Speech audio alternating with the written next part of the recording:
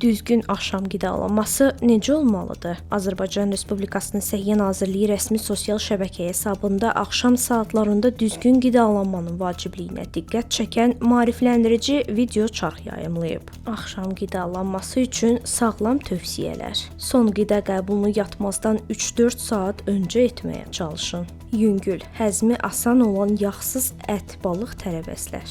Yağlı, qızardılmış, şirniyyat, qazlı və ya hissə verilən qidalardan çəkinin. Buxarda bişmiş qidalar və təzə tərəvəzlərdən hazırlanan salatlar daha məqsədə uyğundur. Salatlara az miqdarda limon və ya sirkə əlavə etməklə yağların parçalanmasını sürətləndirə bilərsiniz. Axşam yeməyindən sonra qısa müddətli gəzintilər həzmi və metabolizmanı yaxşılaşdırır. Qeyd edək ki, gec saatlarda düzgün və yüngül qidalanmaq sağlam yuxunun, enerjili sabahın və uzun müddətli sağlamlığın açarıdır.